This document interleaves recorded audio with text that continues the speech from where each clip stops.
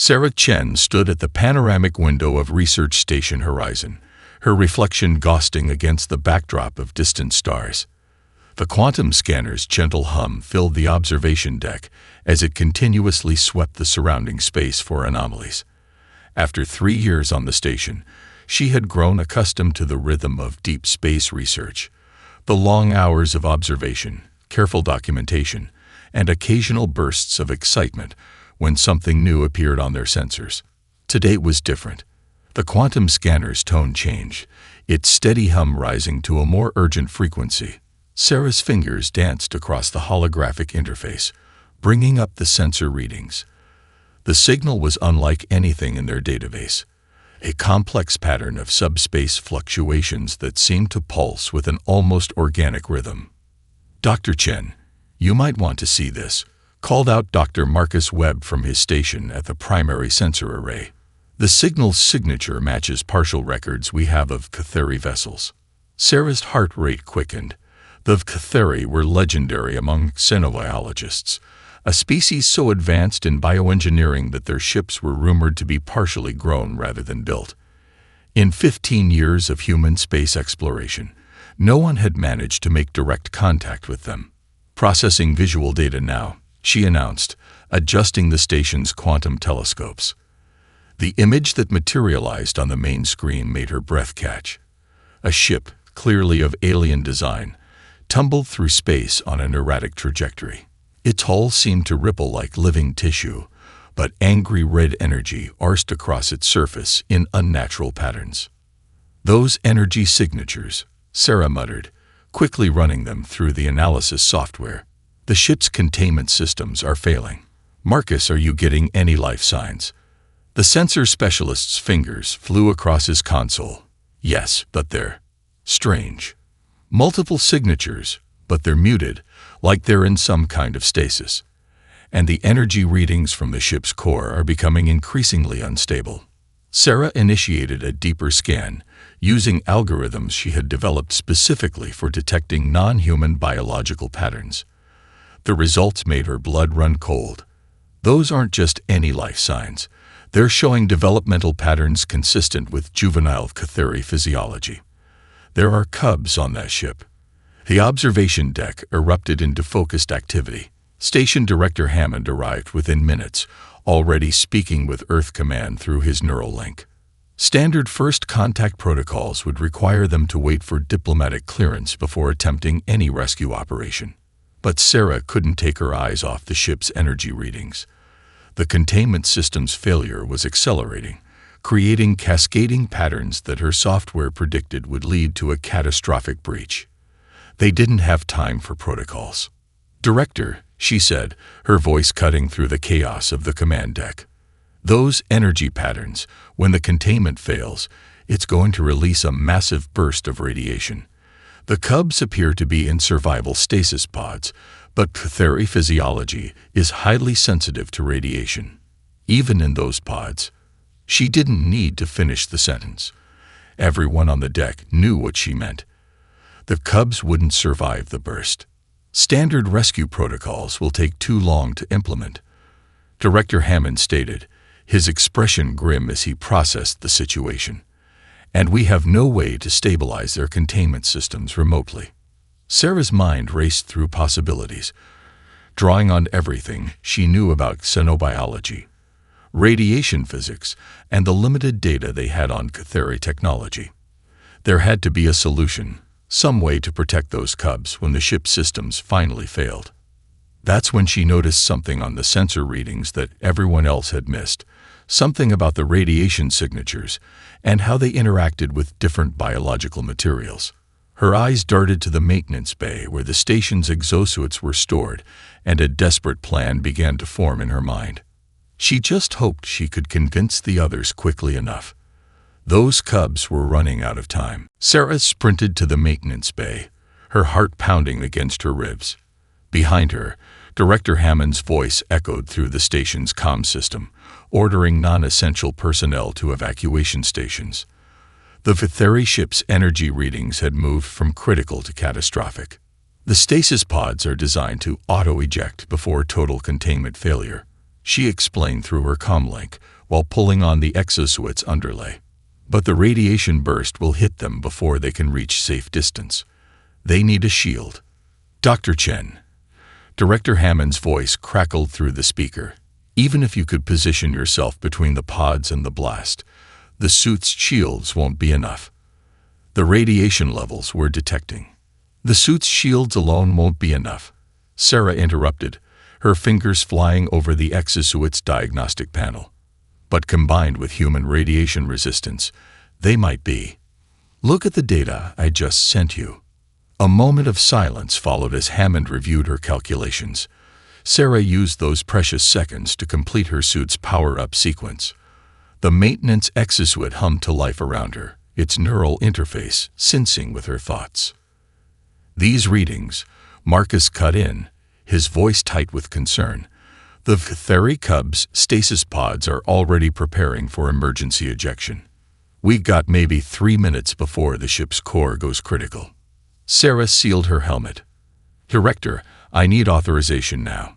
Those Cubs are about to be ejected into space, and someone needs to be out there to protect them.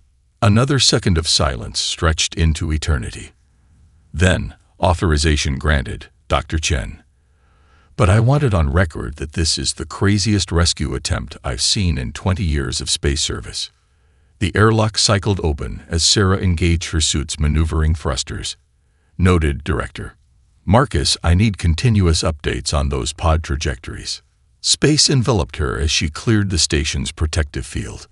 The damaged Vtheri ship loomed ahead, its once beautiful bioengineered hull now crackling with deadly energy. Through her suit's enhanced vision, she could see the first signs of the stasis pods preparing to launch. First wave of pods ejecting now, Marcus reported. Tracking. 12 pods total. They're dispersing in a radial pattern to minimize impact risks. Sarah's mind raced through vector calculations as her suit's computer projected the pods' trajectories. She needed to position herself at the optimal point where her body and the suit's shields could protect all of them from the worst of the radiation burst. Energy spike detected. Marcus's voice rose with urgency. Core containment failing in 30 seconds. The pods shot out from the dying ship like seeds from a bursting pod, each one carrying precious cargo. Sarah's suit thrusters fired in precise bursts, positioning her at the calculated intercept point.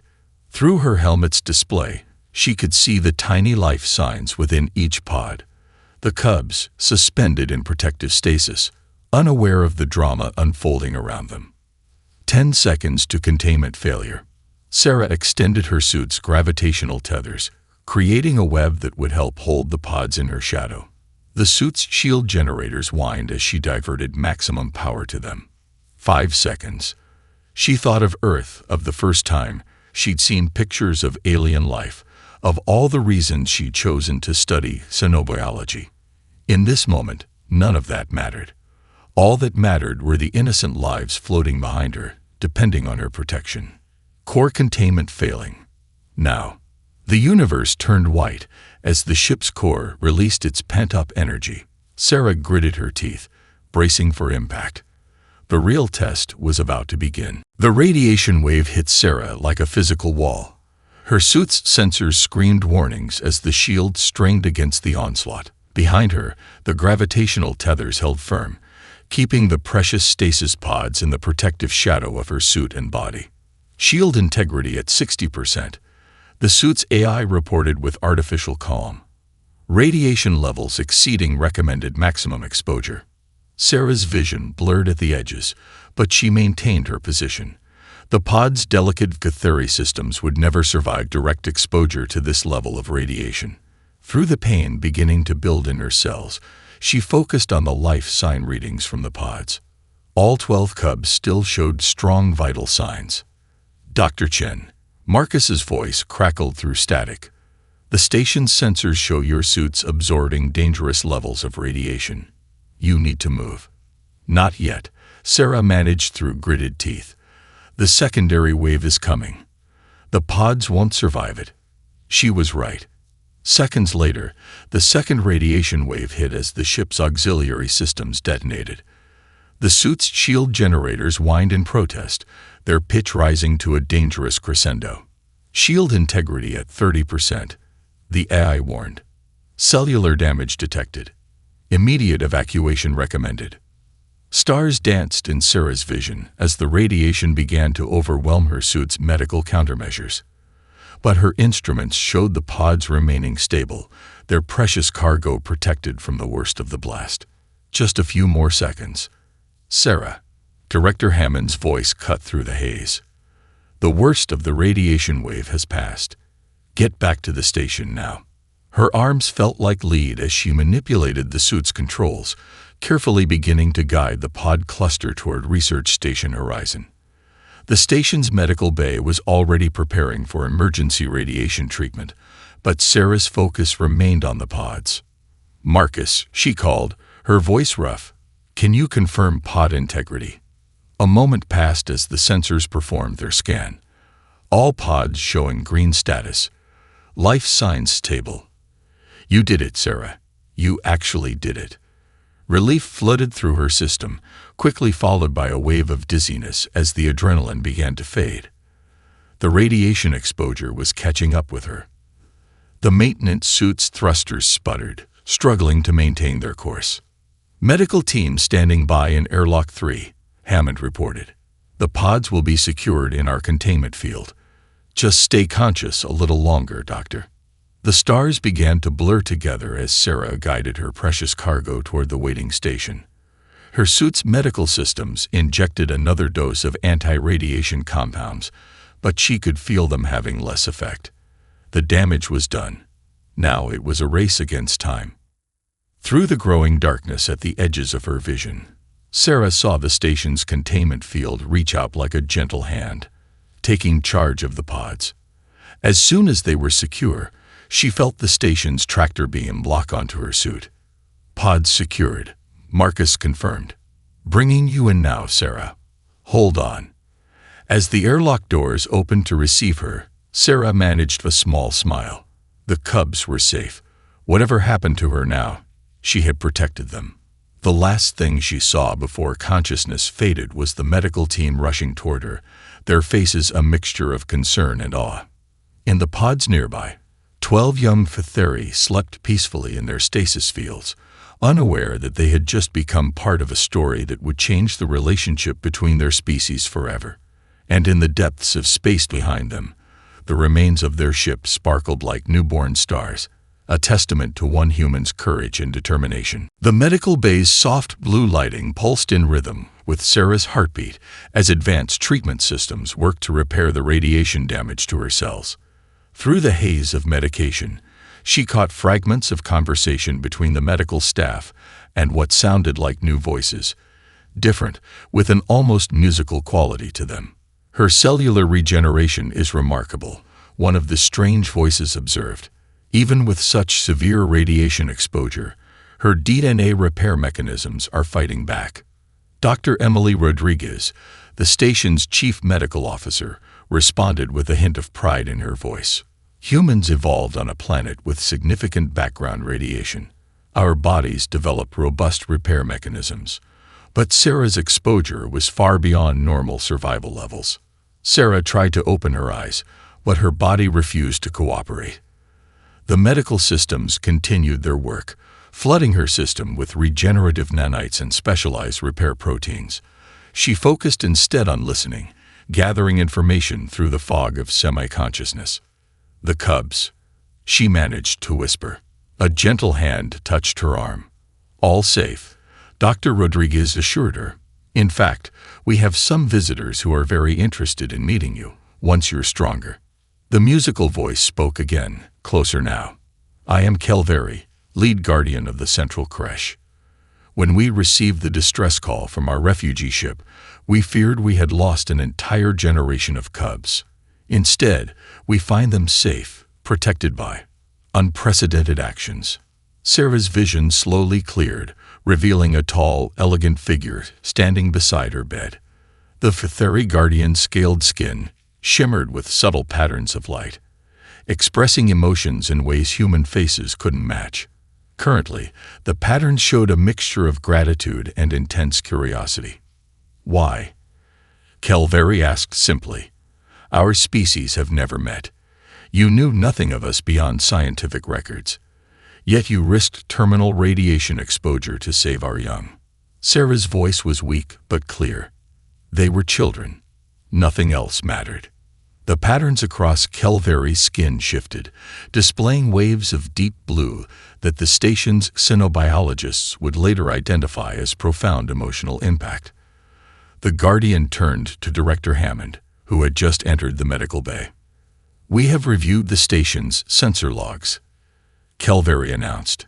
In all our history, no other species has demonstrated such immediate compassion toward our young. The High Council has made an unprecedented decision. The Guardian produced a small device that emitted a soft, pulsing light. This contains our most advanced regenerative medical knowledge. We offer it freely to save the one who saved our future. Dr. Rodriguez's eyes widened as she scanned the device's contents. This is beyond anything in our medical database. The cellular repair techniques alone could revolutionize our treatment protocols. A fair exchange, Kelveri replied, the light patterns shifting to show determination. Our cubs live because this human saw past species differences to protect the vulnerable. We would do no less in return. Sarah drifted in and out of consciousness as the medical team integrated the Vitheri treatments with their existing protocols. Through the window of her recovery room, she could see the stasis pods being prepared for transport to a newly arrived Vitheri medical ship. Each pod glowed with a soft, healthy light, confirming the cubs inside remained safe and stable. Rest now, Dr. Rodriguez urged, administering another treatment. You've done something remarkable today, Sarah. Something that's going to change everything. As sleep claimed her again, Sarah remembered the moment she'd made her decision. There had been no grand thoughts of interspecies diplomacy, no careful weighing of consequences. She had simply seen children in danger and known she had to help. Sometimes, she realized as consciousness faded, the biggest changes start with the simplest choices. The observation lounge of Research Station Horizon had become an impromptu meeting hall as representatives from various species gathered to discuss the events of the past week. Sarah, still recovering but strong enough to attend, sat in a specially designed medical chair as she watched the proceedings through newly healed eyes. The station's holographic displays showed countless news feeds from across known space. Her face appeared on many of them, along with dramatic reconstructions of her rescue attempt. The story had captured the imagination of dozens of spacefaring species. The implications are profound, announced Ambassador Lai, Earth's representative to the Galactic Council. Dr. Chen's actions have sparked discussions across every major civilization in known space. A tall crystalline being stepped forward, its translucent form refracting light in complex patterns. The Symmetry Collective has observed humanity for decades, categorizing them as clever tool users, nothing more. We must now reassess this classification. Sarah watched as more representatives shared their perspectives. The Vitheri delegation, led by Kelveri, remained quietly attentive. Their skin patterns shifted with each new speaker, showing varying degrees of agreement or consideration. What interests us, rumbled a representative of the silicon-based Litharians, is the instinctive nature of the response. Our preliminary analysis suggests Dr. Chen had approximately 2.3 minutes to make her decision. The protection of young, even at great personal risk, appears to be deeply encoded in human behavior. Director Hammond stepped forward. This shouldn't surprise anyone who has studied Earth's history. Across our cultures, across our centuries, the protection of children, any children, has been a consistent theme. The displays shifted to show historical images. Human rescuers rushing into danger to save children, wildlife preservationists protecting endangered young, medical teams working to save premature infants. Sarah realized they were building a case for humanity's inclusion in something bigger. The Vitheri High Council has reached a decision, Kelveri announced, rising gracefully. The room fell silent. The Vkathuri, known for their biological sciences and fierce protection of their own kind, rarely shared their technologies or formed close alliances. We have observed humanity's response to this incident, not just Dr. Chen's actions, but the immediate support of her station's crew, the medical team's dedication, and the reactions of humans across your worlds. Our scientists have reviewed the medical data from Dr. Chen's recovery, noting how your entire species appears adapted to protect and heal. Sarah felt the weight of history as Kelveri approached her chair. The Guardian's skin rippled with patterns she now recognized as deep respect. The High Council proposes a formal alliance between our species, beginning with the establishment of joint medical research facilities. Dr. Chen demonstrated that humans possess something our own medical sciences have yet to fully understand: the ability to look at any young life and see it as worthy of protection, regardless of origin. The announcement sent ripples of surprise through the gathered representatives. The Vkathuri were offering unprecedented access to their advanced biological sciences. In return, they sought to understand the human capacity for spontaneous, cross-species compassion. Ambassador Lai looked like she might cry with joy. The implications for human medicine, for Earth's standing in the galactic community, were staggering. But Sarah found herself thinking of simpler things, of the cubs she had saved, of the barrier she had broken not through careful diplomacy, but through a simple, human choice to protect the vulnerable. As the representatives began discussing the details of this historic alliance, Sarah noticed a small light pattern dancing across Kelveri's skin that her translator didn't catch. It looked like hope. 2 months after the rescue, Sarah stood in the newly constructed Horizon Memorial Garden, a space created to commemorate the event that had changed human-alien relations forever. The garden combined earth plants with three bioluminescent flowers, creating a peaceful glow that shifted with the station's day-night cycle. "The cubs are asking for you again," Kelveri said, approaching silently on scaled feet. The Guardian's skin rippled with amused affection. They refused to begin their naming ceremony without their star shield present. Sarah smiled, touching the regenerated skin on her arms, where the radiation burns had once been. The Vkathuri medical knowledge, combined with human resilience, had achieved what many considered impossible: a full recovery from near-lethal radiation exposure. "I still don't understand the ceremony," Sarah admitted as they walked toward the station's new Vkathuri wing. "On Earth, names are usually given at birth. For our species, the first name is temporary," Kelveri explained. "The true name comes when a cub has experienced something that shapes their future path. These cubs' experience with you has given them a unique perspective on the galaxy. Their names will reflect that." The nursery chamber took Sarah's breath away every time she entered it. Designed by both human and Vkathuri architects, it combined the best of both species' understanding of child development. The 12 cubs, now awake and active, played in environments that shifted and adapted to their needs. "Star Shield," they called out in their musical voices, using the name they had created for her. Their skin patterns danced with joy, a sight that still brought tears to Sarah's eyes. The oldest cub, who had taken a particular interest in human culture, approached first. "We have been studying Earth's history," she announced proudly, "about how humans protect their young, and the young of other species too. Is it true that humans have special places just for healing sick animals?" Sarah nodded, kneeling to the cub's level. "We call them wildlife hospitals. Many humans dedicate their lives to protecting and healing animals." The cubs gathered around, their skin patterns showing intense interest. One of them produced a holographic projection of Earth's endangered species preservation efforts. "We want to help too," another cub declared. "When we grow up, we want to use our bioscience to help all species, like you helped us." Kelveri's skin showed patterns of deep pride and slight amazement. "This is unprecedented. Traditionally, our young focus solely on advancing Vkathuri knowledge. But these cubs, they speak of using our sciences to benefit other species." The naming ceremony began as more Cathari arrived, including representatives from their science council. Each cub would choose a name that reflected their future path.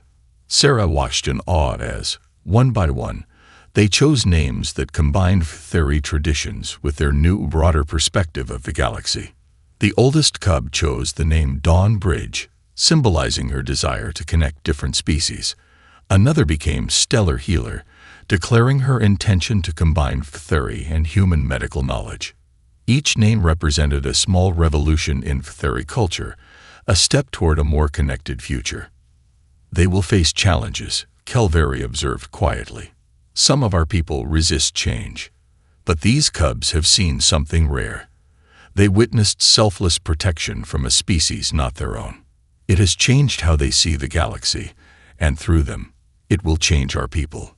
Sarah watched as the cubs played after the ceremony, their new names glowing in pattern light on their skin. Human children from the station had joined them, and together they were building something in the play area, a model of what looked like a multi-species medical ship. Sometimes, Sarah said, the biggest changes start with the smallest hearts. 6 months after the rescue, Research Station Horizon had transformed into something unprecedented in human space exploration. The once quiet research outpost now housed the first joint Human-Cathari Academy of Sinological Studies, and Sarah found herself at the center of it all. Today, she stood in the Academy's main lecture hall, facing an audience that would have seemed impossible just months ago. Cathari scientists sat alongside human researchers, while representatives from a dozen other species occupied the observation galleries. Most remarkably, in the front row, the 12 cubs she had saved attended their first official xenobiology lecture. The key to understanding interspecies medical care, Sarah explained, displaying holographic cellular models, lies not in our differences, but in recognizing universal patterns of life. The Cathari bioengineering expertise, combined with human adaptive medical techniques, has opened possibilities we never imagined. Dawn Bridge, the oldest cub, raised her hand. Her skin patterns showed intense academic curiosity. Dr. Chen, is it true the humans developed radiation resistance because your planet's magnetic field occasionally weakens? How did your species survive such environmental challenges? Sarah smiled at the thoughtful question. That's one theory.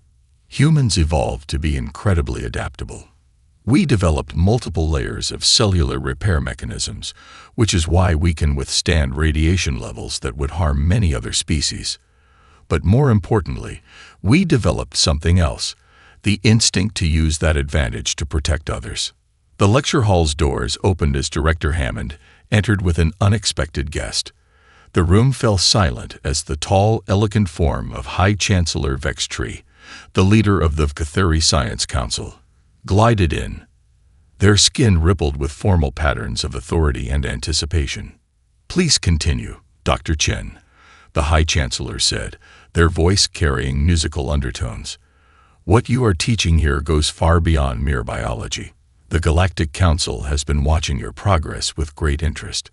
Sarah nodded and brought up new holographic displays. We've discovered that human radiation resistance can be temporarily transferred through specialized medical treatments. This means human emergency responders could potentially shield other species during rescue operations.